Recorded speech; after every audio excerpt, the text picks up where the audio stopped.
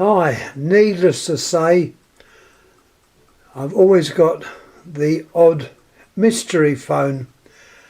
This one I've got no idea what it is, where it comes from.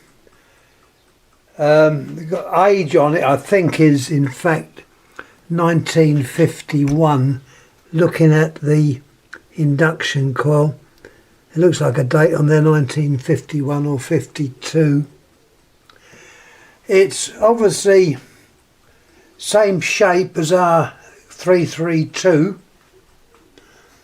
I know it looks a bit scruffy. The leads are in terrible state. The handset, which we have here, both inserts are in there. The transmitter one needs to be re-soldered because the strip of metal that makes contact is missing. It's obviously fatigued and broken off with the pressure of the insert being put in there. So that would have to be either remade, resoldered or whatever.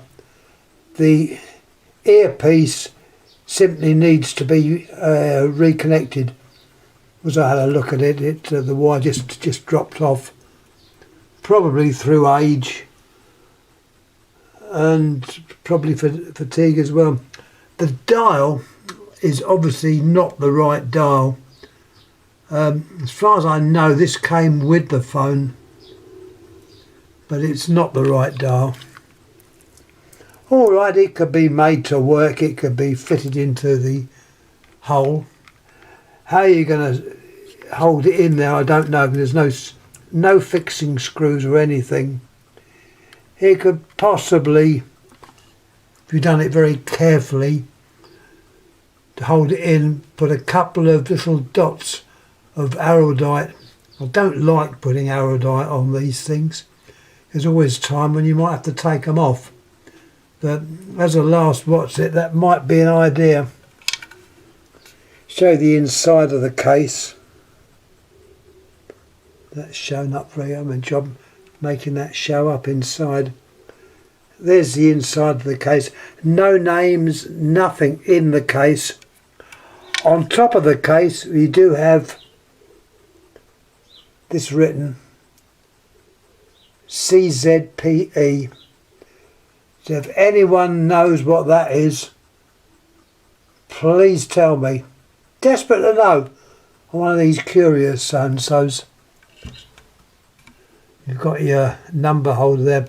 But as I say, this is definitely based on the original type of base for the 332, which I believe was an Ericsson design many years ago. Now there is a diagram, but unfortunately there is the marvellous diagram, completely obliterated by age.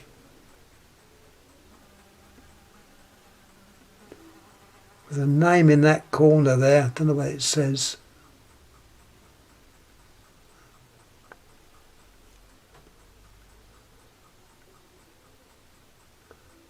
Something written at the bottom.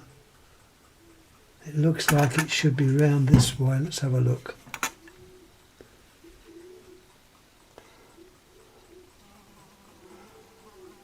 There's what is on there. As I say, the 1 foot is actually missing, which is not a problem. They can be always replaced. The bell needs adjustment. That needs to be unscrewed and turned round because at the moment it's not tinkling right. As you know, I do like to have the bell sounding right. Everything else with this phone looks perfectly okay. It's old wiring. It's the old cloth covered stuff or silk covered. There's the cradle springs there. It's a little bit crude. It's a little bit crude. But as I say, it is a mystery. I've got no idea of the maker. I don't think it's Ericsson's. You've got your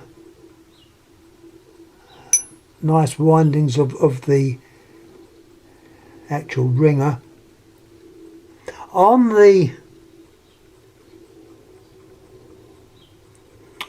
the induction cord there's a little trademark down there.